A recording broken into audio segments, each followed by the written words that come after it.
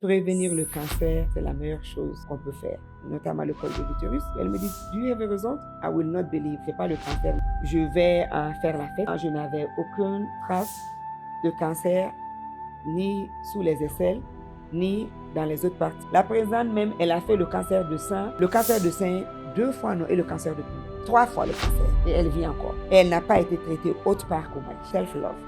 C'est très important pour augmenter sa chance de vaincre le cancer, pour augmenter sa chance de rester soi-même, sans séquelles ni émotionnelles ni physiques, c'est de dépister.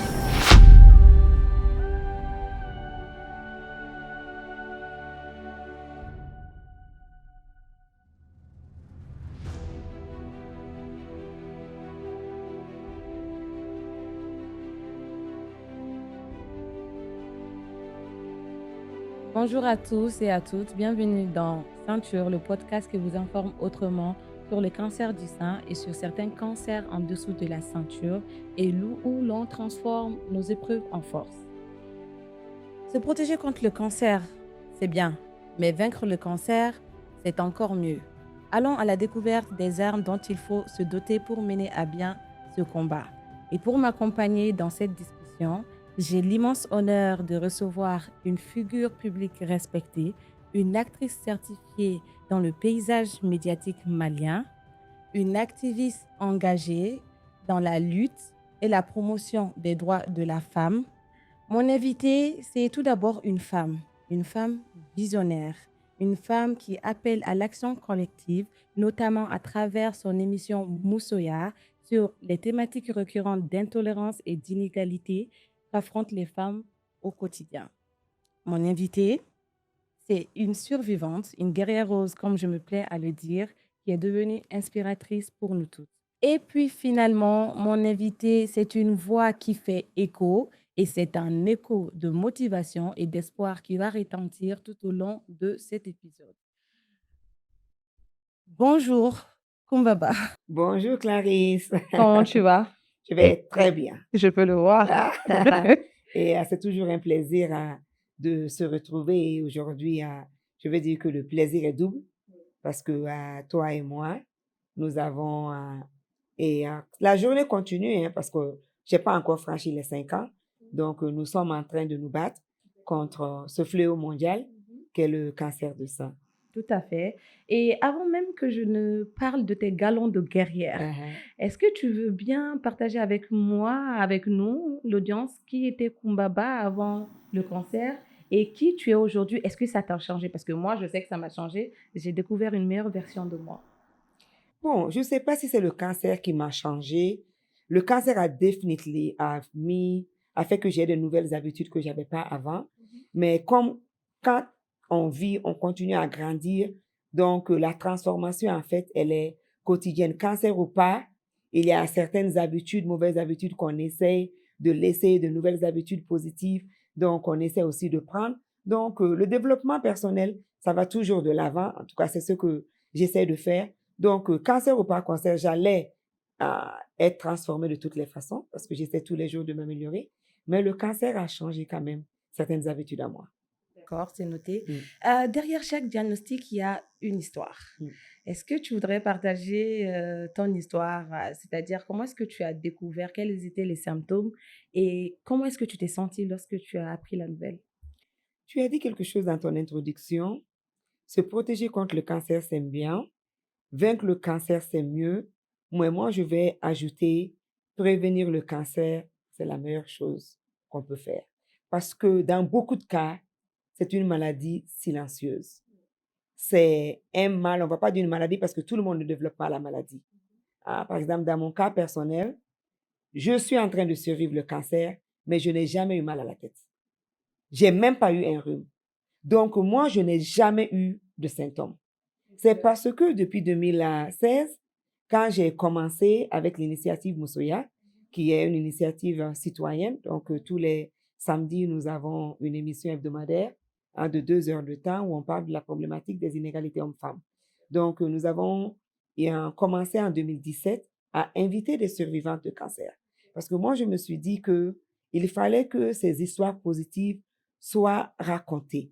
Parce que toutes les histoires que j'entendais autour de moi sur le cancer, particulièrement le cancer du sang, c'est des histoires qui, malheureusement, ont été vaincues. Donc, toutes les personnes ont perdu leur vie. Ce qui fait qu'il y avait un tabou et une peur énorme autour du cancer de sein. Hein, on ne parle même pas du cancer du col de l'utérus. Ça, il y a tout un stigma de honte qui est lié à cette maladie-là, parce que ça atteint les organes sexuels et les organes reproductifs de la femme, notamment le col de l'utérus. Donc, je me suis dit, on va jouer notre partition aussi en montrant ces visages de survie de combattantes. Donc, toujours quand j'ai l'opportunité de parler de mon histoire, j'aime quand même rendre hommage à cette association que nous avons au Mali depuis 2015, Bon Kelebarao. Donc, en Bambara, c'est les survivants du cancer parce que Bon, c'est le nom collectif qu'on donne au cancer. Donc, à travers la présidente Kadiatou Faye, Kanté, donc je me suis dit, tous les ans, on va commémorer Octobre Rose avec elle. Et le 4 février, qui est la journée mondiale contre le cancer. Donc, 1 Octobre Rose en 2019, je finis l'émission et je me suis dit, tiens, toi là, est-ce que tu es en train de walk your talk? Parce que quelle est la dernière fois que toi-même tu as fait ton autopalpation? Et je n'arrivais pas à mettre une date. Donc, je me suis dit que ça devait faire alors longtemps que je ne m'étais pas autopalpée. Parce que j'avais pris l'habitude, tous les fins de cycle, parce que c'est ce qui est conseillé en fin de cycle menstruel, de s'autopalper. Et comme je n'arrivais pas à me dire, c'était il y a 2 mois, il y a 3 mois, j'avais aucune idée. J'ai dit, hey, fais-le maintenant. Donc, automatiquement, je me suis déshabillée devant le miroir. J'ai commencé à faire mon autopalpation. Sein gauche, rien. Sein droit, je sens une boule. Je refais encore, je sens une boule. Donc, automatiquement, j'ai appelé un des docteurs avec lequel je venais de finir l'émission. Je dis, tiens, docteur, on dit que moi, j'ai une boule dans mon sein. Il dit, tiens, Kumba, toi aussi, tu as trop peur. Tu n'as absolument rien. Si tu veux, comme c'est samedi, viens lundi. Donc, lundi, quand je suis allée, lui aussi, il a fait la palpation. Il a dit, effectivement, je constate une boule, mais je pense que la boule bouge. Ne t'en fais pas. Va faire une mammographie et on va se décider à partir de là.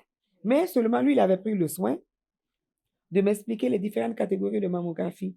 Il me dit de C1 jusqu'à C3, C4, on peut dire que ça va un peu, mais à partir de C4, il faut te dire qu'il y a beaucoup de risques. Donc moi, je vais faire la mammo. On me dit que ça va prendre 1 heure, donc j'attends dans la voiture. Et au bout d'1 heure, je vois le technicien qui sort pour me chercher. Donc je rentre en mettant une enveloppe. Donc automatiquement, j'ouvre l'enveloppe. Je lis moi-même. Donc je vois C4. Et puis on dit que c'est highly suspicious. J'ai dit, ok. Donc j'appelle le docteur. J'ai dit, tiens, docteur, hey, moi, ma mammographie, là, c'est C4, hein. Donc, ça veut dire que c'est pas bon. Il dit, non, Kumba, ça va, parce que je pense que ta boule, là, elle bouge. Mais pour nous rassurer, on va alors faire une biopsie. Donc, faisons la biopsie si tu veux. Donc, il m'a donné une date de venir faire la biopsie. Donc, je pars très tôt le matin. On fait la biopsie et on me dit d'attendre 3 semaines. Et un jour, je suis en circulation, comme on le dit au Mali. Donc, je conduis la voiture et mon téléphone sonne. Donc, je fais l'indiscipline et je décroche le téléphone à la conduite. Je le mets sur haut-parleur. Et il me dit, Ndafié, donc j'ai une bonne nouvelle pour toi. Et les résultats sont là. Tu as une fibrome, donc ce n'est pas du cancer. Mais ça serait bien quand même si tu veux en venir pour qu'on l'enlève. Donc moi, j'ai dit, bon, comme ce n'est pas le cancer, j'avais une tante en maternelle tous les ans, elle avait cette peur parce que tous les ans qu'elle faisait sa mammographie, tous les 2 ans, donc tout le temps, on lui disait que il y avait beaucoup de tests complémentaires à faire. Donc j'ai dit, peut-être, c'est ça, je suis comme ma tante. Et donc, je n'ai pas le cancer, mais c'est juste mes cellules, les tissus qui ne sont pas bien. Donc, je reste comme ça. En 2020, c'est COVID. Donc, je reste 2021, on commence à ouvrir un peu. Donc, ma fille et une de mes sœurs, ma petite sœur, donc, on décide de se faire des vacances entre filles. Donc, on va aller à Dubaï. Parce qu'en ce moment, c'est Dubaï qui accueillait beaucoup les gens. Tous les autres pays, là, c'était compliqué de voyager parce qu'on n'avait pas encore déclaré la fin de la pandémie. Donc, j'arrive en retard à Dubaï parce qu'en temps, j'ai eu une autre opportunité de voyager pour le travail. Donc, je suis allée en Afrique du Sud et ma soeur et ma fille même étaient fâchées. Donc, quand je suis arrivée, ma soeur qui me dit, elle vit aux États-Unis. Elle me dit, ah, ici, là, on dirait que la médecine, là, ça va, hein. Parce qu'il y avait des analyses que moi, j'avais fait aux États-Unis et j'avais pas eu des résultats aussi détaillés. Donc, moi, je te propose de voir aussi si tu peux faire ton bilan annuel parce que c'est pas trop cher. J'ai dit, OK, si c'est abordable, donc je vais aussi faire un bilan. Donc, je fais mon bilan. Je vois la gynéco, je fais les analyses sanguines, le cardiologue, je vois tout le monde. Et maintenant, je reviens pour les résultats chez la gynéco. Et elle me dit, OK, je pense que ça va. Je me plaignais beaucoup de fibromes. Donc, non, tu peux laisser, essayons encore, n'enlève pas ton utérus et tout parce que tu es encore jeune. Essayons de voir d'autres solutions alternatives. J'ai dit, bon, docteur, il y a une chose que je ne vous ai pas montrée la dernière fois parce qu'automatiquement, les visites gynécologiques, ils ne consultent pas au-dessus de la ceinture. Oui. Et je pense que ça aussi, c'est peut-être quelque chose que les gynécos devront changer. Donc, je vois que dans certains pays maintenant, pendant les visites gynécologiques, on consulte aussi au-dessus de la ceinture. Donc, j'ai dit, ah, docteur, vous ne m'avez pas consulté au-dessus de la ceinture, mais je ne vous ai pas montré non plus. Mais ça fait 2 ans que je trimballe une boule dans mon sein. Or, en ce moment-là, quand moi, j'avais constaté la boule, on ne la voyait pas. Bien sûr, quand j'ai fait la biopsie, on voyait la petite cicatrice de la biopsie. C'est-à-dire que quand tu faisais la palpation, c'est en ce moment que tu pouvais sentir sa présence. Mais à l'œil nu, on ne la voyait pas Non, au du tout tout. début. Du tout. Mais en ce moment, on la voyait à l'œil nu. Oui, on voyait et particulièrement là, on avait fait la biopsie. Donc, parce que la cicatrice était là, c'était un peu plus, comme on dit, dark, noir. Et puis, avant, on ne voyait rien. Et là, mon sein, la boule commençait à être convexe, je crois. Donc, c'était un peu bombé, quoi. Donc, on voyait à l'œil nu maintenant qu'il y avait quelque chose au sein. Elle me dit, hé, depuis quand tu as ça? J'ai dit, depuis 2019, je l'ai constaté. Elle dit, où sont les résultats? Tu as vu un docteur? J'ai dit, oui, j'ai vu un docteur, j'ai fait même une biopsie et tout. Elle me dit, do you have a result? Tu as les résultats? J'ai dit, non, il faut que je voie les résultats. J'ai dit, non, docteur, résultat ou pas résultat, je suis prête à tout recommencer. Donc, elle me dit, OK, donc je vais te prescrire encore échographie, mammographie, et puis je veux que tu vois aussi un de nos cancérologues aussi. Et en temps, j'ai appelé mon médecin via WhatsApp. J'ai dit, docteur, parce que je n'étais jamais allée chercher mes résultats. Depuis le coup de fil, là, moi, j'ai dit, OK, ben c'est bien. Donc, j'ai dit, docteur, hey, là, il y a 2 ans, là, tu te rappelles, est-ce que tu as mes résultats avec toi? Tu peux me les envoyer via WhatsApp?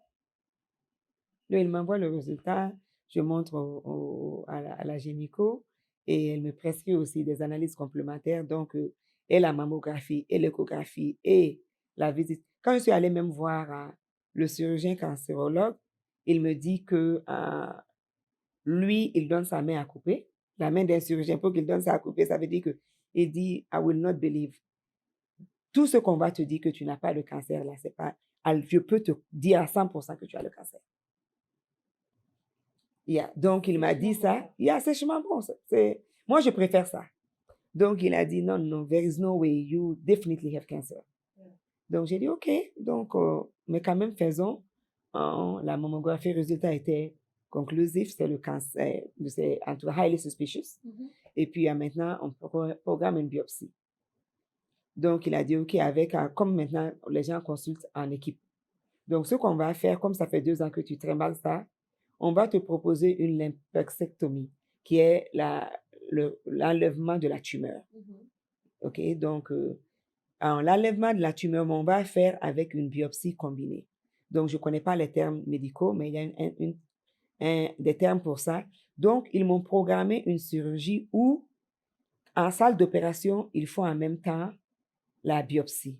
Donc, ils vont layer par layer. Donc, petit à petit, donc on me dit, ah non, l'œil nu là, je pense qu'on peut sauver ton sein, on va juste enlever la tumeur. Mais seulement quand ils commencent à couper, ils voient encore que les cellules sont cancérigènes. Ils coupent encore le microscope et tout, donc ça leur montre que les cellules sont cancérigènes. Et après la biopsie, donc ils ont fermé au lieu de que ça soit 1 heure, c'est resté 3 heures de temps. Donc, la truie que ma fille et ma soeur avaient, sans nouvelles, donc qu'est-ce qui se passe? Donc, finalement, je suis sortie du bloc. Donc, les médecins ont dit effectivement, tu as le cancer, c'est stage 2, mais on va attendre au moins 10 jours pour avoir les résultats conclusifs de la biopsie qu'on a faite. On suis restée 10 jours, les résultats sont venus. Donc, c'est cancer type 2, un multicanal, parce que mon cancer était sur les voies du lait, là. Donc, les tracts qui donnent le lait au sang. Donc, c'est là-bas que mon cancer était localisé. Et comme c'était plusieurs, quand ils ont coupé avec la biopsie, ils ont vu que j'avais plusieurs petits bouts de cancer. Donc, ils disent que ça serait difficile qu'on sauve ton sein. Donc, il faut que tu te prépares à une ablation complète. Donc, je dis, OK, bon, moi, je suis venue en vacances. Mais surtout à cette époque, je pense que c'est le dernier qui faisait...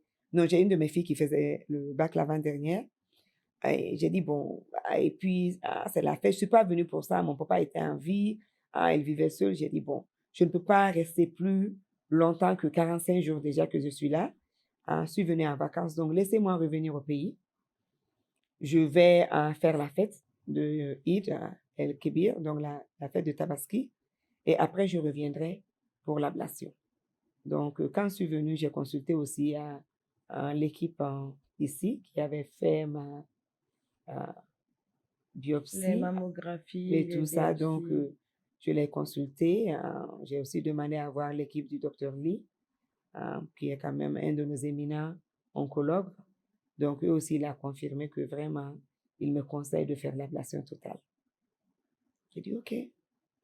Donc, comme je suis une patiente un peu difficile, parce que moi, j'aime beaucoup parler avec mon médecin, il y a des peu difficile, donc je me suis dit que nos médecins ici, il y a les compétences il y a vraiment les compétences, mais il y a trop de maladies. Donc, il y a trop de maladies. Ils sont trop surchargés, en fait. Surchargés. Ah non, il y a trop de maladies. Quand tu vas chez un oncologue, minimum de patients que tu vas avoir déjà en l'attente, c'est 100 personnes. Minimum.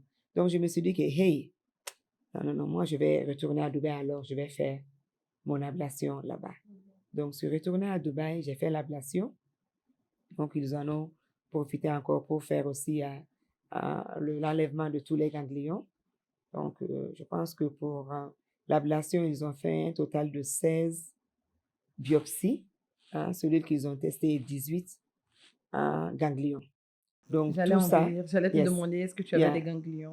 donc, tout ça a été sans trace de cancer. Les ganglions? Les ganglions et les autres cellules aussi. OK. Donc, ils ont dit, OK, donc c'est bon, mon sein est parti.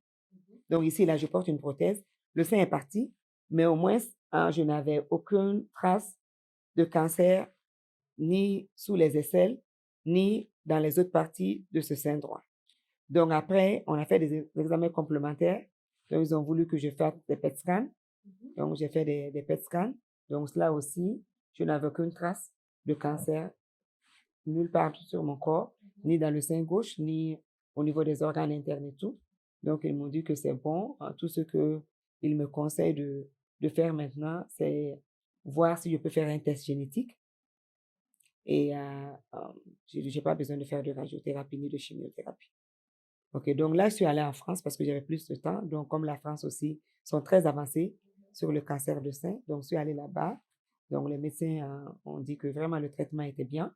Mais eux, quand même, ils ne pensent pas que j'ai besoin de tests génétiques vu l'histoire de ma famille parce que je suis le seul cas de cancer de sein et dans ma famille paternelle et dans ma famille maternelle. Mais dans ma famille, je suis le deuxième cas de cancer parce que mon grand frère, père à son âme, est décédé de cancer d'estomac. Donc, eux lui disent non, vu mon histoire, ils ne pensent pas que j'ai besoin de faire un test génétique.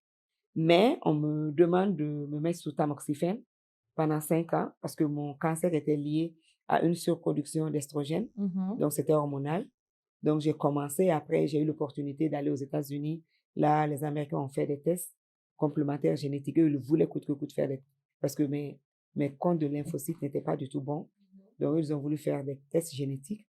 Donc, j'ai fait une panoplie de tests génétiques et rien. Donc, comme j'avais arrêté en train de prendre la tamoxifène, parce que dans ma tête et avec les conversations, parce qu'on se parle beaucoup, on aime se parler, partager les expériences. Donc, toutes celles que j'écoutais me disaient, tamoxifène, là, tu vas perdre l'usage de tes pieds, ça rend les os très fragiles. Or, déjà, je commençais à faire une ménopause. Donc, je ne savais pas, c'était le médicament, c'était la ménopause. Donc, j'avais une arthrose, je suis un début d'arthrose. Donc, ça faisait un peu trop. Donc, moi, j'ai laissé le tamoxifène. Donc, une fois même, je me rappelle, en France, le médecin m'avait dit que, hey, si tu ne reprends pas ton médicament là, le cancer va venir sur ton sein gauche. Comme ça. Et est-ce que tu veux même qu'on continue à te traiter? Parce que nous, c'est pas la peine de perdre notre temps. On te donne des... Donc, j'ai repris, mais après, j'ai laissé. Encore. Oui. Donc, mais quand je suis allée aux États-Unis, ils ont dit, OK, bon, ce qu'on peut faire, laisse le tamoxifen, on va te mettre sur un autre médicament, anastrozole, qui est un peu mieux que le tamoxifen en termes d'effets secondaires. Mais seulement avec l'anastrozole aussi, tu as une piqûre complémentaire que tu dois faire tous les 6 mois. Donc, je suis sous anastrozole maintenant Anastrozole. avec Les une... vaccins que tu dois Hein? faire chaque 6 mois, c'est Yes. ça? C'est une injection que je dois faire tous les 6 mois pour contrer maintenant les effets secondaires. Du médicament. Oui. Ok. Donc, c'est bien. ma petite histoire. C'est bien que tu parles parce que j'allais te demander, tu sais, les cancers ne se valent pas. Mm. Ça, c'est quelque chose qu'il faut notifier parce que lorsqu'on parle de cancer du sein, les gens pensent que on a tous les mêmes cancers du sein. Et donc, de la même manière que les cancers ne se valent pas, les protocoles ou les plans de traitement ne se valent pas non plus. Comme tu viens de le dire, toi, tu as eu une ablation, moi, j'ai eu chimio, ablation, radiothérapie. Est-ce que, je voulais te demander, et c'est bien que tu en parles, est-ce que tu as eu des effets secondaires et est-ce que tu continues à en avoir et comment est-ce que tu gères cela au quotidien? Pour moi, je vais dire, les cancers ne se valent pas, mais la finalité des cancers se valent. D'où l'importance de la prévention. Parce que quand on ne se détecte pas tôt et que le cancer, que Dieu nous en garde, est métatasé, là, c'est la même chose pour tout le monde. C'est une fin atroce et pour la malade et pour sa famille. Parce que là, le traitement devient très lourd et par fini, même le traitement devient seulement un traitement palliatif, juste pour allonger un peu tes jours et apaiser ta souffrance. Donc, les cancers ne se valent pas quand la prise en charge est tôt et la détection est tôt. C'est ce qu'on veut. Pour que ça ne se vaille jamais, que les expériences soient des expériences heureuses. Mais si on dépasse ce cap-là de détection tôt et qu'on va vers les stages 5, les stages 5, là, c'est pareil pour tout le monde et c'est très difficile de pouvoir s'en sortir. Hein, aujourd'hui, je pense que mondialement, on parle de une femme sur 20 va faire le cancer parce que justement, dans les pays développés, on dit une femme sur 8. Parce que le diagnostic est très bien fait dans les pays développés. Mais dans nos pays, chez nous, on parle, je pense, d'une femme sur 27. Chez nous, en Afrique. Donc, ce qui fait que le ratio mondial, on dit une femme sur 20 sera diagnostiquée, donc va être découverte avec un cancer de sein. Et malheureusement, donc ça, c'est comme 5% dans le monde. Et une sur 70 va mourir. Et pour rebondir même sur ces chiffres que tu annonces, j'aurais appris que même dans les pays développés, le taux de survie ne fait qu'augmenter, c'est-à-dire que le taux de personnes qui survivent après le cancer. Tandis que nous, dans nos pays, le taux de survie ne fait que baisser. Yes. Tout ça est dû, comme tu viens de le dire, au fait que le dépistage précoce n'est pas encore devenu une culture. Le dépistage précoce n'est pas une culture. Les plateaux techniques ne sont pas là à hauteur du souhait. Par exemple, au Mali, on sait qu'on a toujours eu beaucoup de défis avec la radiothérapie. Une chimio qui n'est pas complétée par une radiothérapie, c'est une récidive. Donc, on a beaucoup de défis avec la radiothérapie. Et en plus de cela aussi, je ne sais pas ce qui se passe, mais en Afrique, et surtout en Afrique noire, on commence à détecter nos cancers très tôt. Toi, tu n'as pas 40 ans. Oui, donc on commence à détecter nos cancers très tôt. Et quand on fait le cancer très tôt, donc ça veut dire que c'est beaucoup plus de risques de complications aussi. Donc, c'est ce qui fait que malheureusement, les chiffres ne sont pas très bons chez nous. Yes, par exemple, dans des pays comme le Pays-Bas, je pense qu'ils sont à seulement 2,5% de morts après le diagnostic. Et nous, au Mali et en Afrique de l'Ouest, on est à 55% de morts. Donc, ça veut dire qu'on a plus de personnes qui décèdent de cancer de sein que de personnes qui en guérissent. Donc, toi et moi, on va prier le Seigneur et continuer à qu'il nous accompagne, qu'elle nous accompagne sur cette voie, parce que nous sommes vraiment des rescapés. Oui, on est non seulement des rescapés, et je mets l'accent sur ce que tu viens de dire, parce qu'aujourd'hui, tu es coquette, tu es très belle, et sans fausse modestie, je pense que moi aussi. Et quand on dit aux gens qu'on a eu le cancer, ou que nous sommes toujours en train de se battre contre le cancer, ils Mm. n'arrivent pas à comprendre. Mm. Parce que vaincre le cancer, ok, comme tu viens de le Mhm. dire, mais survivre à l'après-cancer, c'est Mm. tout un challenge. Mm. Et surtout, c'est pas donné et ce n'est pas évident Mm. tout de suite. Mm. Mais comme tu l'as dit, Inch'Allah, on va continuer à prier. Oui, on est très belle, hein? Très belle par les dons de Dieu et de nos parents, mais très belle aussi à cause du maquillage. Moi, en tout cas, c'est le maquillage. Et je te dis, quand j'étais à l'hôpital, quand les infirmières et ma soeur et ma fille, hey, tu as le temps pour le rouge à lèvres? Tu as le temps? Je viens d'ouvrir mes yeux du bloc opératoire sous anesthésie. Je dis, où est mon sac? Je veux voir le miroir pour refaire mon crayon. Mais c'est pas possible. Mais on a trop de points en commun. Non, ça c'était très important. Parce que j'ai vu, même, heureusement, moi, j'ai pas fait de chimio, mais celles qui font la chimio, une des thérapies on les conseille, c'est le maquillage et les perruques. Parce que tu veux tout faire pour ne pas tomber dans la dépression. Donc, c'est toujours bien quand tu te regardes que tu as cette belle image de toi. C'est vrai que la beauté doit être intérieure, mais quand elle est extérieure aussi, c'est le bonus. Oui. Oui, donc vraiment, vivement le maquillage. Donc, je conseille ça à toutes les femmes de s'essayer au crayon, au rouge à lèvres, au fond de teint. Et donc, oui, exactement ça. c'est nos petits secrets. Hein, Mhm. donc, Et ce que je voulais te demander aussi, tu Mhm. sais, Tanti Kumbaba, Mhm. je vais t'appeler Tanti Oui, parce que c'est ça, Tanti. Tout le monde Oui. m'appelle Tanti Kumba. Mais tu es ma nièce aussi. Exactement. Et derrière une force mentale, il y a un entourage. Mm. On ne se bat jamais seul. Mm. Est-ce que toi, tu as eu ou un pilier qui t'a permis de serrer la ceinture et qui te permet de continuer à serrer la ceinture chaque jour? Bon, d'abord, je pense qu'il y a l'éducation. On est formaté différemment. Hein, par exemple, quand on m'a dit que j'avais le cancer, c'est ma petite sœur et ma fille qui étaient là. Et il fallait voir comment elles se sont mises à pleurer. J'avais une cousine aussi, j'avais oublié. Ma cousine Germaine, qui est comme ma best buddy, donc était là aussi. Donc, elles se sont mises à pleurer. J'ai dit, j'ai dit, qui vous a dit que je vais mourir? Moi, là, vous allez partir avant moi. Donc, parce que justement, comme je t'ai dit, depuis 2017, j'ai eu l'opportunité de voir des survivantes et de faire des émissions avec elles au moins 2 fois par an. Okay. Et elles sont toujours là. Machallah. Donc, pour moi, je me dis, hey, il y a plein d'histoires de personnes qui ont vaincu le cancer. Si elles ont pu le faire, pourquoi moi aussi je ne peux pas le faire? Donc, moi, je n'ai jamais mis dans ma tête que j'allais être malade ou mal en point ou bien ne pas guérir. Ça, je n'ai jamais mis dans ma tête. Donc, ton pilier, c'était déjà ton entourage, mais Non, surtout... parce que j'avais vu.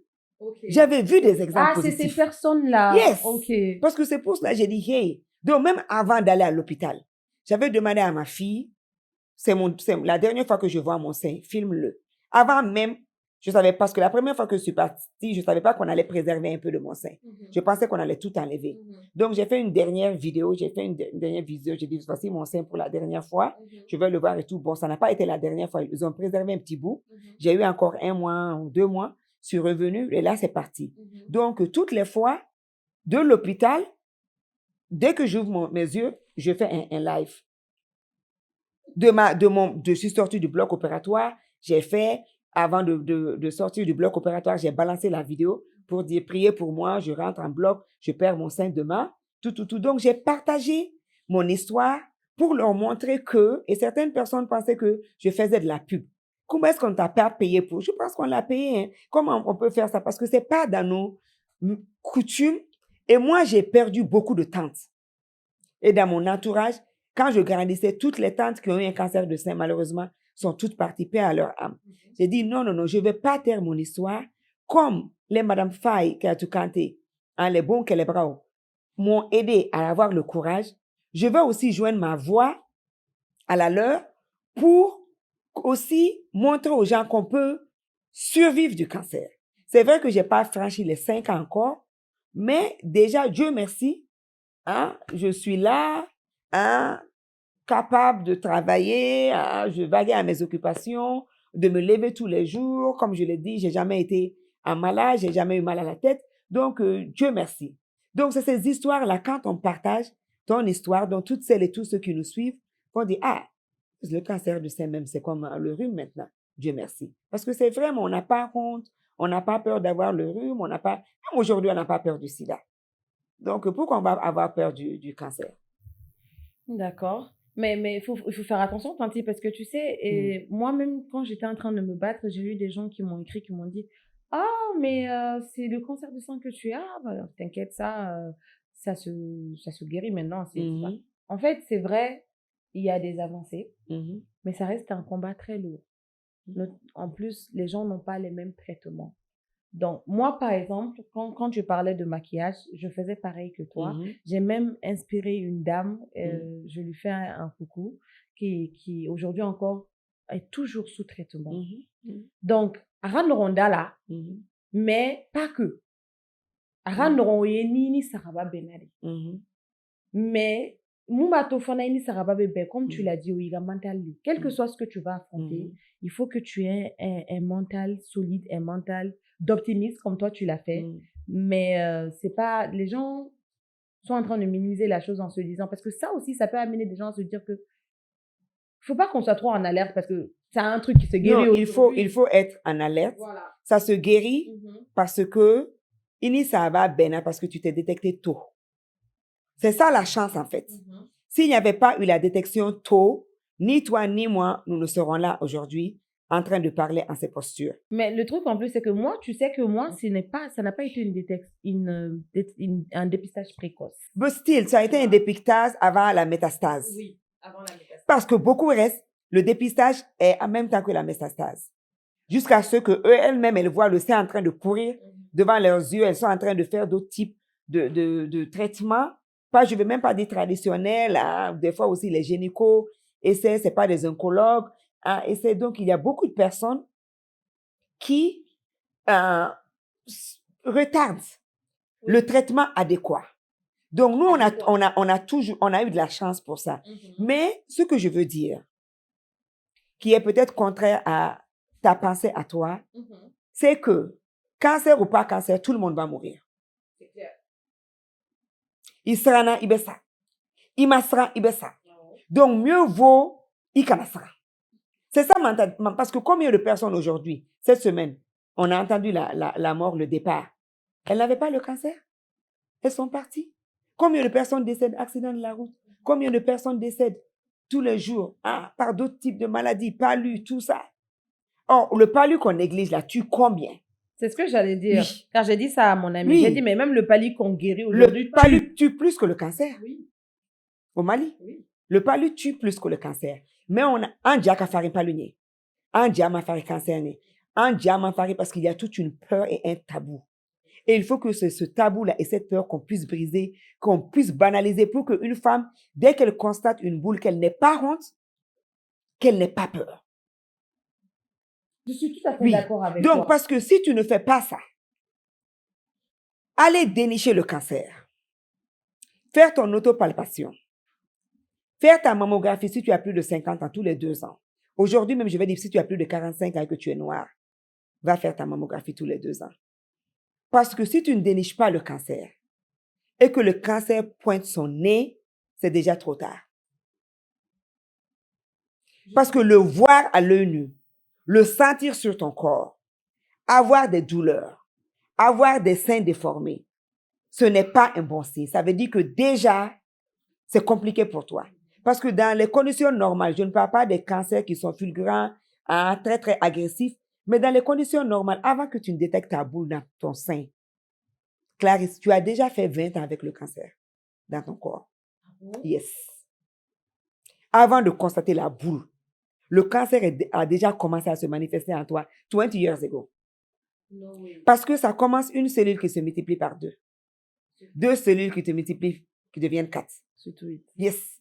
Donc, c'est exponentiel. Donc, ça ne dérange pas tant que c'est des multiplications à petite échelle. Mais quand tu vois maintenant 16 qui va se multiplier par 16, là, ça prend du temps. Et c'est comme ça que ça devient agressif. Mais quand tu lis sur le cancer, tu vas voir le début où la première cellule a pris la mauvaise route et le moment où tu as constaté, il y a un minimum de 20 ans. Wow. En moyenne. Ça, je ne savais pas. Yes. Oui. Donc, c'est pour cela que c'est bien, surtout quand tu l'as dans ta famille, de te dépister ou que quand tu as des modes de vie qui ne sont pas très sains, de faire attention. Non, je suis tout à fait d'accord avec toi. J'avais juste ouvert cette petite parenthèse. Ça concernait pas les malades ou ça concernait surtout ceux qui accompagnent ou qui veulent soutenir les malades. C'est-à-dire qu'il faut pas minimiser ou annihiler la douleur de votre malade en vous disant que non, comme on le sait maintenant aujourd'hui, le cancer c'est comme un rhume et tout ça. J'avais ouvert cette petite parenthèse, sinon je suis d'accord avec toi. La prochaine question que je voudrais te poser, Tanti, c'est quel a été ton plus gros obstacle? Est-ce que c'était financier, psychologique, médical? Quel a été ton plus gros obstacle? Wow. Bon, moi, mon plus gros obstacle a été d'abord de prendre la décision pour l'ablation. Parce que tous mes résultats donc montraient que j'avais un multifocal, mais j'avais un oncologue dans mon équipe qui ne voulait pas du tout qu'on me coupe le sein. Mais le chef oncologue était adamant, donc finalement, j'ai appelé beaucoup, avant que je ne prenne la décision, j'ai appelé beaucoup de personnes. Et Dieu merci, parce que moi, comme je t'ai dit, depuis le premier jour, je suis rentrée à l'hôpital pour la lumpectomie, donc l'enlèvement même de la boule. Dès le départ, J'ai publié partout. Okay. Donc, beaucoup de gens sont venus vers moi. Il y avait des amis d'enfance même, depuis le lycée. Donc, je vous parle des années 80. Hein? Donc, parce que moi, j'ai quand même fini le lycée en 89. Hein? J'ai eu mon bac deuxième partie en 1989. Tu es en train de tromper. Donc, en 80, j'ai une de mes amies d'enfance qui me dit, Maman, tu te rappelles quand vous étiez allé me voir au point G, tu sais que j'avais fait un cancer de sein. J'ai dit, je n'ai pas dit son nom. Toi, c'est maintenant que tu me dis ça. Et j'ai tellement d'amis qui sont venus me dire, tu sais que j'ai fait ça aussi? Parce que les gens cachent. Tout à fait. Donc, j'ai dû revenir vers toutes ces amies pour dire, bon, finalement, moi, mon sein, je ne veux pas le conserver, mais je veux savoir ton histoire. Et toutes les histoires que j'ai entendues, toutes que moi j'ai entendues, je ne parle pas pour quelqu'un d'autre, hein, que moi j'ai entendues, celles qui ont maintenu leur sein, 5 ans, 7 ans plus tard, c'est revenu. Et j'ai appelé un de mes cousins docteur qui est en France. Donc, je lui ai dit, OK, bon, je vais te le faire simple. Considère que maintenant, tu es guéri à 80%. Mais si tu coupes ton sein, tu es guéri à 100%. Donc, c'est ces 15% de chance là que les docteurs veulent te donner. J'ai dit, OK. Donc, automatiquement, j'ai pris ma décision de me faire couper complètement le sein droit. Donc, jusque-là, j'ai eu plusieurs opportunités de me faire reconstruire. Je n'ai pas voulu. Parce que j'aime bien aussi le matin, là, quand je me lève, toutes les fois que je vois ça, c'est comme si je portais un trophée à moi. Donc, dernièrement, lors de ma consultation l'année dernière, le docteur dit, tu es sûr que tu ne veux vraiment pas te faire reconstruire? Parce qu'aujourd'hui, surtout que je commence à faire de la graisse au niveau de ventre, la ménopause. Je dis, mais tu sais, c'est ce qu'on enlève maintenant pour faire ta reconstruction. J'ai dit, mais docteur, c'est sous anesthésie, non? Non, j'ai dit, c'est bon. Tant que c'est sous anesthésie, j'ai dit, non, non, non, c'est bon. Je suis bien comme ça. Donc, j'ai vraiment pas eu de défi parce que c'est vrai que je n'ai jamais eu de l'argent, mais j'ai eu une famille formidable et des cercles d'amis. Donc, moi, des amis ont contribué 500 francs, 1 million, 10 millions. Donc, j'ai des amis qui m'ont famille, toutes les personnes qui pouvaient. Qui t'ont soutenu autant que possible. Donc, j'ai vraiment... Et, on les remercie. Et j'ai travaillé à travers ma maladie. Je me rappelle quand je suis sortie du premier bloc, j'ai vu que j'avais plein de messages d'un de mes clients parce que je fais de la consultance qui me dit, mais, toi là, tu es occupé, tu ne réponds pas. J'ai dit, tu sais que je me viens de me faire opérer. Donc, c'est pour cela qu'il me dit, bon, nous, on avait une opportunité de truc pour toi. Tu penses que tu peux le faire? Parce qu'on veut vraiment que ça soit. J'ai dit, oui, envoie le contrat. Donc, elle a envoyé, j'ai demandé à ma soeur de l'hôpital d'aller imprimer dans leur office. Elle a imprimé, j'ai signé, en scanné, j'ai renvoyé. Donc, j'ai signé mon contrat même pour une consultance de l'hôpital. Donc, quand je suis revenue pour faire la fête de Tabaski, donc j'ai fait tout ce que je devais faire sur le terrain et repartir maintenant pour l'ablation. Donc, j'ai aussi travaillé donc, durant ma maladie. Bon, ce n'est pas une maladie, mais durant mon diagnostic, parce que je n'ai jamais été malade. Donc, durant le diagnostic, donc ça m'a aidé aussi pour que je puisse prendre. Parce que le cancer, je ne pense pas que quelqu'un puisse payer pour le cancer. Parce que le traitement est très, très cher. Excessivement. C'est lourd sur le corps, c'est lourd sur l'esprit. Donc, émotionnellement, ça t'affecte. Financièrement, c'est lourd. Sur ton corps, c'est lourd. Mais Dieu merci pour nos entourages, pour nos On familles, les nos amis. remercie, tous ceux qui Mm. nous ont soutenus et qui ont mis la main à la poche pour qu'on Mm. puisse là aujourd'hui. Yeah. Et qui Franchement, continuent de nous soutenir. oui, Hein. exactement. Parce que On les depuis remercie. mon cancer, ce que je veux dire, tu m'avais demandé si ça a changé quelque chose en moi. Peut-être je vais dire que ça a changé quelque chose en moi. Maintenant, je sais dire non. Maintenant, je sais dire non. Maintenant, je ne force rien.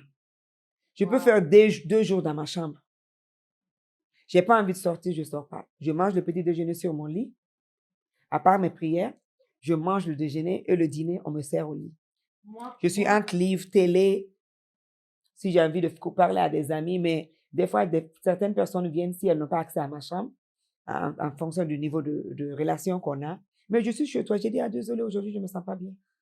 Et ça, c'est quelque chose que je ne pouvais pas faire. Mais tandis, tu sais qu'on Mm. est trop pareil. Moi Uh-huh. aussi, ça m'a appris Yeah. à dire non. Je ne savais Mm. pas dire non. Mm. Je dis non, je ne force plus les choses, Mm. je me ménage. Mm. Je prends plus soin de moi. Mm. C'est pour ça que je t'ai dit au début que j'ai connu la meilleure version de Yes. moi. Je pense pas que j'aurais... Peut-être que Mm. oui, mais Mm. franchement, et ça arrive à point nommé. Yeah. Alors, Tanti, ce que je voulais te demander, qu'est-ce qui t'a poussé à en parler publiquement? Qu'est-ce qui t'a motivé à en parler publiquement? Et surtout, quel impact ça a eu sur ta manière d'exercer ton métier aujourd'hui? Bon, ça n'a pas changé ma manière d'exercer mon métier. Ok. J'exerce toujours mon métier avec passion, sauf maintenant que je ne cours pas trop derrière l'argent. Je travaille peut-être dans l'année, je travaille 2 ou 3 fois maximum. Par exemple, 2024 à 2025. Depuis novembre 2024, je n'ai pas travaillé. Donc, à take it easy. Ok. Je ne force rien du tout. Donc, je n'ai pas beaucoup de dépenses, Dieu merci. Et ce que moi, je peux peut-être dire, c'est aller publiquement, comme je l'ai dit, je pense que c'est vraiment le fait que toutes les histoires que j'ai entendues quand j'étais petite sont toutes parties. Or, quand j'ai commencé à faire Moussouya, 2017, tous les ans, jusqu'à aujourd'hui, j'ai principalement les mêmes actrices qui viennent et ont fait des émissions là-dessus, qui sont en bonne santé, qui ont été traitées au Mali, qui ont survécu le cancer. La présidente même, elle a fait le cancer de sein 2 fois, non, et le cancer de poumon. 3 fois le cancer. Et elle vit encore. Et elle n'a pas été traitée autre part qu'au Mali. Donc, je me suis dit, si ces histoires-là sont là, il faudrait que nous puissions multiplier les histoires positives. Parce que tout le temps, quand on entend, c'est déjà des histoires qui sont perdues. Or, il y a tellement d'histoires que nous avons gagnées, mais ces personnes-là ont préféré se taire. Donc, ça augmente le niveau de peur. Au moins, je voulais vraiment diminuer le niveau de peur et diminuer le niveau de tabou. Comme on n'a pas compte de nos maux de ventre, même nos règles douloureuses, on parle de ça. Félicitations. Et tu sais que Yeah. c'est comme ça qu'on m'a parlé de toi. Yeah. Le fait que j'étais en train de rendre le mien public, Mhm. les gens commençaient à me dire, mais est-ce que tu connais Kumbaba? Mhm. J'ai dit non. Comment ça, tu connais pas Kumbaba? Mhm. C'est elle qui a commencé à parler du cancer, on la Mhm. connaît, elle a montré, elle nous a tout montré. J'ai dit, Mhm. il y a une dame qui a fait ça. Mhm. Et franchement, félicitations à Un toi. octobre rose même, j'ai fait une vidéo torse nu. Qui est circulée sur TikTok, qui a été virale. Bon, là, beaucoup de personnes n'ont pas aimé, surtout de la famille, vu nos traditions et nos mœurs. Mais après elles sont toutes venues me demander pardon. Parce que toutes les fois qu'elles sortent, les gens connaissent nos rapports, ils disent hey, merci à ta nièce, hein. Merci à ta grande sœur. Elle a sauvé tellement de vies. Parce qu'à cause d'elle, j'ai eu le courage d'aller me faire dépister. Voici. Oui, Donc, elles sont venues me présenter les j'ai excuses. 2 amis qui m'ont dit que tu leur as donné aussi le courage d'aller se faire dépister. Et vraiment, comme les Ivoiriens disent, ton merci ne finira pas par rapport à C'est le merci de Madame Faye qui ne va pas finir. Parce que c'est parce Madame que j'ai Faye, vu. tu es remerciée Yes, ici. exactement. Et vraiment, les bons qu'elle est bagarre cette association qui m'a aussi encouragée à ne pas avoir peur et partager mon histoire. Ok. Je voulais savoir, Tanti, tu sais, les femmes, on va parler maintenant des survivantes du cancer. notamment celles qui ont subi de lourdes thérapies Mhm. et qui en portent aujourd'hui les séquelles. Mhm. Certaines ont perdu confiance en elles, Mhm. d'autres ont été délaissées par leurs compagnons ou Mhm. leur mari. Quel est ton avis sur le sujet et qu'est-ce que tu peux leur dire? Parce qu'il y en a qui n'ont plus même une vie sexuelle épanouie, hein, si je peux le dire. Oui, c'est vrai qu'il y a ça. Il y a la problématique aussi du fait que quand on subit une chimiothérapie lourde, en général, on ne peut plus enfanter après. Or, chez nous, le fait que la valeur d'une femme se mesure encore dans la tête de beaucoup de personnes Mhm. par rapport au nombre d'enfants qu'elle va faire. Or, il ne s'agit pas de la quantité, il s'agit de la qualité. Et qu'est-ce qui vaut une vie aussi qui grandit sa mère? Parce que j'ai eu tellement de témoignages d'enfants qui en voulaient, qui sont encore dans le deuil et dans la négativité. Parce que la maman n'a pas voulu se faire couper le sein. Elle n'a pas voulu faire une mastectomie. Donc, pour elle, la maman a choisi le sein au lieu de choisir ses enfants. Donc, tout le monde a des traitements lourds. Surtout quand tu as déjà tous les jours que tu dois avoir une cicatrice sur ton corps. Celles qui se font reconstruire, soit elle met un tatouage parce que le bout du téton là, ça c'est le don de Dieu. Une fois que tu perds ça, c'est difficile. Donc tu peux mettre des tatouages et tout. Donc c'est vrai que la première confiance peut être brisée si tu dois te déshabiller devant ton conjoint. Donc les hommes aussi ont beaucoup leur rôle à jouer. Mais tu te dis que est-ce que tu veux vivre avec les conséquences, mais vivre, ou bien tu veux être enterré 6 pieds sous terre et être parti avec la maladie. Donc, si quelqu'un ne t'aime pas parce que ton corps a changé, aime-toi toi-même. Yes. Aime-toi parce que personne ne va aimer quelqu'un qui ne s'aime pas de toutes les façons. Toute personne qui te laisse dans la maladie, ça veut dire que cette personne n'est pas digne de toi de toutes les façons. Parce que nous, surtout les femmes maliennes, c'est nous qui sommes les caregivers. Quand le mari est malade, c'est nous qui sommes là au chevet. Quand l'enfant est malade, c'est nous. Quand c'est la belle-mère qui est malade, c'est nous. Toutes les fois que quelqu'un est malade, même la femme qui est breadwinner, qui va chercher l'argent, on va laisser un va-nu-pied, buveur de thé, on va demander à la femme de prendre congé de son boulot pour venir s'occuper du malade. Alors qu'il y a quelqu'un qui ne fait rien du tout, qui est au chômage depuis 50 ans. On ne va pas lui demander de s'occuper de la malade. Donc, les femmes maliennes, je pense que tout cela là, parce que le cancer est très lié au stress. Donc, il faut qu'on en donne quoi. Il faut que certaines charges mentales là, qu'on les dépose à côté et qu'on commence à s'aimer, le self-love. C'est très important parce que rien n'est possible sans ça. Je suis d'accord avec Oui. toi. Parce qu'il y a des maris qui ont été vraiment criminels. On a tellement d'histoires de femmes malades sous traitement, le mari refuse d'aider à payer. J'ai une histoire même qui m'a traumatisée parce que l'enfant est venu dire ça sur mon plateau. Sa maman est partie de cancer, donc il dit il a perdu sa mère, mais il a aussi perdu son père. Parce qu'il ne va jamais pardonner son père. Parce que ce qui l'a traumatisé, une fois le papa est venu, il a éteint le ventilo. Ventilo, même pas clim. Pour dire que il a été qu'elle a été ça. N'a pas en facture de Kachaya. Éteindre le ventilo. Combien sont abandonnés au point G quand elles sont hospitalisées? Personne ne revient plus. Personne ne revient. J'ai eu aussi beaucoup de témoignages dans mon Yes. box. Ça m'a choqué. Non, parce que quand on te dit tu as une première facture 50 000 francs, toi tu vas penser que la deuxième va être 25 000 ou 15 000. Donc la deuxième vient, c'est 150 000. Après la troisième, c'est 200 000. Après 1 million.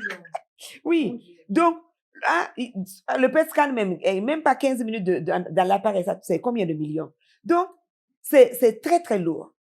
Donc, si tu n'associes pas ça avec le limania, la foi en Dieu, c'est un peu compliqué. Mais moi, je dirais quand même vraiment un cri de cœur à nos maris, à nos époux, à nos familles, de ne pas nous abandonner. C'est ce moment-là. Et puis, c'est Dieu qui sait qui va partir avant qui. Beaucoup ont été malades, peut-être beaucoup ont pensé que nous, on allait partir depuis. Quand on a annoncé nos maladies, on est là encore. Inch'Allah, on va rester encore jusqu'à nos 100 ans. Et tu as dit quelque chose, tu as dit quelqu'un qui ne reste pas avec toi pendant que tu étais malade n'est pas digne de toi. Quand il s'efforce, ce que tu dis, il faut que les femmes se choisissent. Oui. Choisissez-vous. Moi, je peux le dire. Surtout quand on a des enfants. Même si tu ne te choisis pas, choisis tes enfants. Oui. À cause d'eux, là, tu vas accepter. la chimio, tu vas accepter la radio, tu vas accepter l'ablation, tu vas accepter d'être défiguré parce que tes enfants préfèrent te voir tous les jours à leur côté, défiguré, affaibli, que aller te visiter au cimetière. En tout cas, choisissez-vous. Mhm. Moi, je peux le dire parce que j'ai suivi la chimio et moi aussi, on me l'a dit. Tanti, on m'a Mhm. dit, fais congeler tes ovules Mhm. parce que l'issue de l'histoire, on ne sait pas. Mhm. Tu vas devenir stérile. Ça, c'est ce qu'on peut dire. Mais par la grâce de Dieu, tu peux Mhm. après avoir des enfants, mais Bien ce n'est sûr. pas une certitude. Mhm. Mais la dernière fois, toi, tu m'as dit que tu as eu, J'ai beaucoup de femmes qui ont fait chimio et ont fait des enfants bah, après. je prie Dieu pour Non. commencer à revoir mes Bien sûr, tu es très jeune, menstrues tu vas et avoir même des jumeaux. ah, alhamdoulilah. Et Mhm. derrière, je peux te dire aussi que j'ai Mhm. perdu confiance en moi. Mhm. Me reconnecter avec mon corps, me regarder, parce que moi, les thérapies que j'ai subies ont changé mon corps. Mhm. J'ai d'abord eu à faire face aux remarques des gens. Ah, Mhm. mais est-ce que tu es sûr que toi, tu as eu le cancer? Et que Mhm. buntorum nata. Mhm. Ah, mais cancer partout, dontorum no, ou Mhm. jaline de dum. Mhm. Vous ne savez pas ce que j'ai supporté. Mhm. Mhm. Les corticoïdes, ils ont eu des Mhm. effets secondaires Mhm. sur moi. Et ça fait grossir Ça aussi. fait grossir. Mais est-ce que je vais me mettre à expliquer à tout le monde? C'est pas Est-ce la que peine. j'ai besoin de ces remarques-là en ce moment? À Bunyarao, à Fassarao, les gens qui sont en train de se battre contre le cancer n'ont pas besoin de ce genre de remarques. Personne n'a besoin de ça. Oui, Personne. personne. Même celles qui ne se basent pas sur le cancer, parce que dès qu'on te voit, on ne sait même pas. Et puis, c'est même pas vrai, parce que toi, tout de suite, tu vas sortir, quelqu'un va dire, Clarisse Moubila, il faut salader. 2 pas, tu rencontres une autre personne, va dire, Tchè, Clarisse, tu es bien poignardé. Donc, tu ne sais même pas où te mettre la tête, parce que les gens ne savent même pas quoi dire. Vraiment, il faut qu'on puisse se célébrer, se saluer, s'honorer vivant. Tout ce qui est constat sur nos corps là, laissons ça de côté. Qu'on est maigri ou qu'on est noirci ou qu'on est clairci ou qu'on est grandi ou qu'on est devenu courte. Vraiment, arrêtons de le dire parce que tu ne sais pas ce que la personne traverse.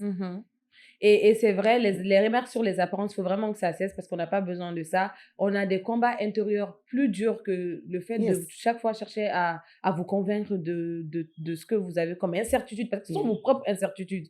Et en plus de ça, ce que j'ai aussi, comme je l'ai dit, j'ai eu à essayer de me reconnecter avec mon corps parce que je ne reconnaissais plus mon corps, non seulement, mais niveau libido, déjà depuis la chimio, je n'avais plus de libido.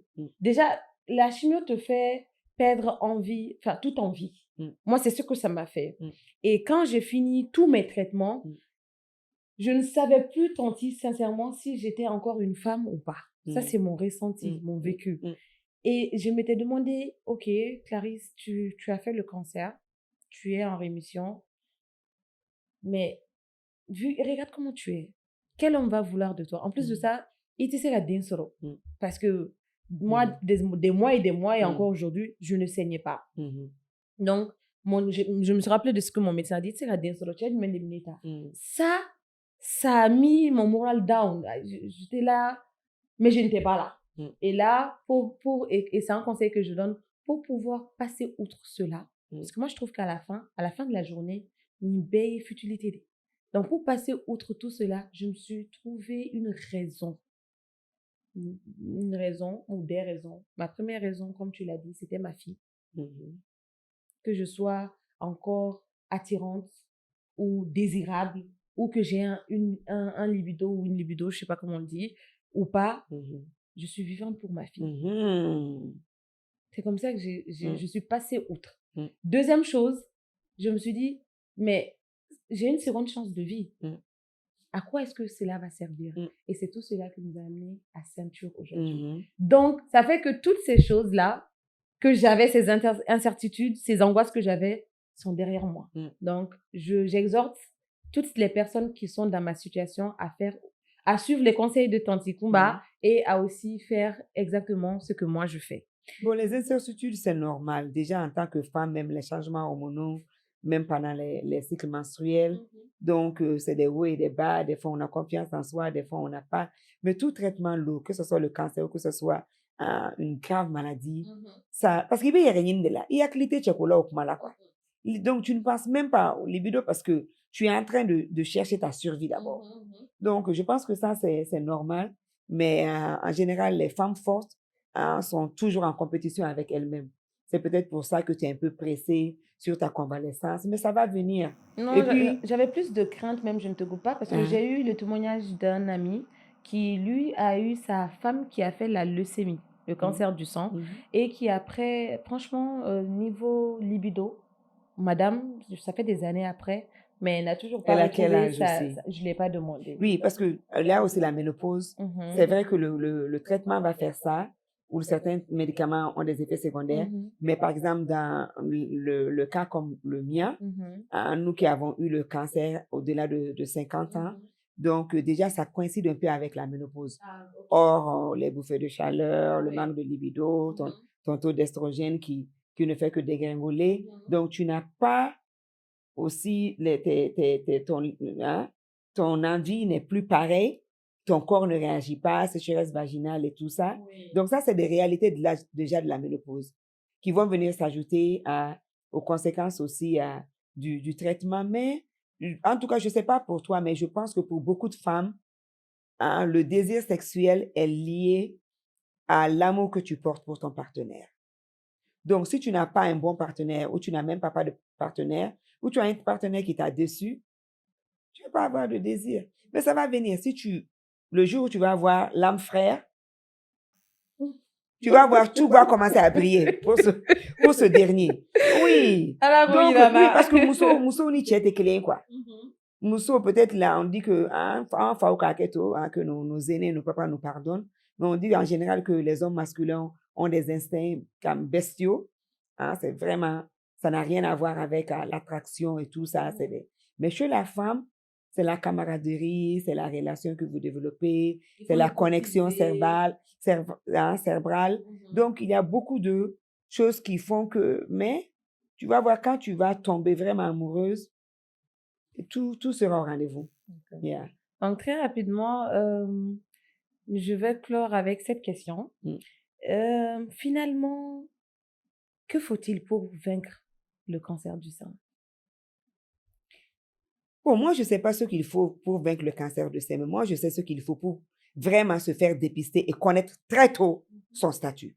Parce qu'il n'y a pas question de vaincre si on ne se fait pas dépister tôt.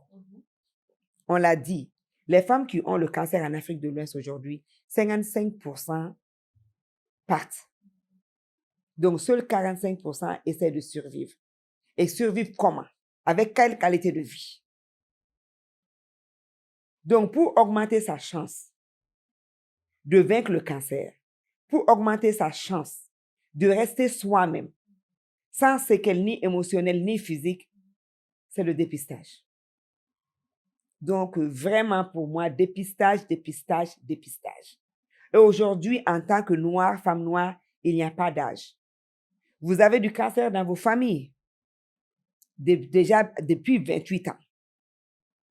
Commencez à rentrer dans l'habitude de vous palper, de connaître son corps. Parce que déjà, on a toutes des masses dans nos seins. Mais c'est quand on prend l'habitude de connaître son corps, c'est maintenant voir qu'est-ce qui a changé. Ah, j'avais toutes ces masses, mais avant. C'est de pouvoir voir le traitement, la différence qu'il y a entre aujourd'hui et il y a 5 ans, il y a 6 ans, quand je me palpais, je ne voyais pas ça. Et soudainement, j'ai senti ça. Pour se faire dépister tôt. Quand on se fait dépister tôt, on augmente ses chances de vivre.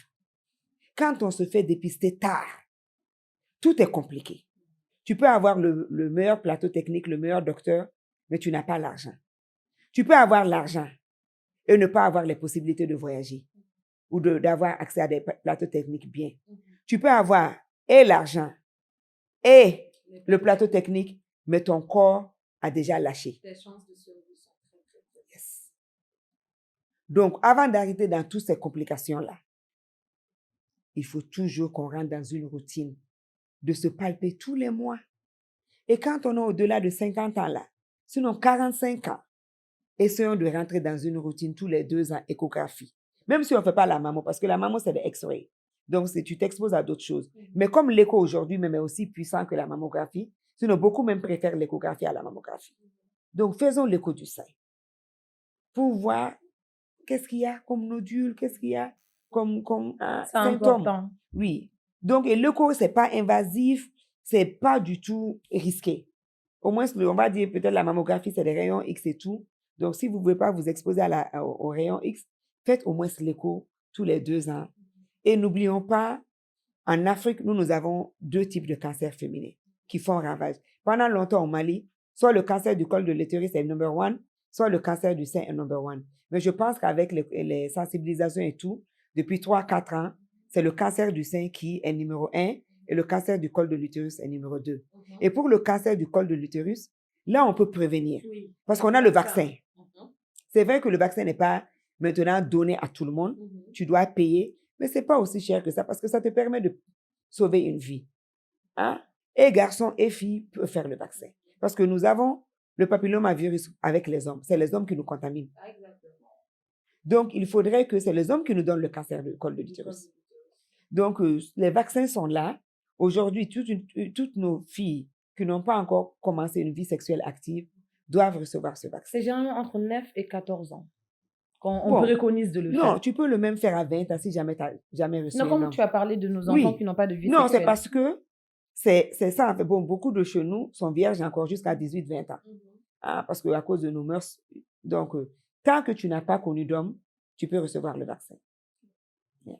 Alors, quel message peux-tu donner à ces femmes qui sont effrayées aujourd'hui, qui viennent d'apprendre leur diagnostic?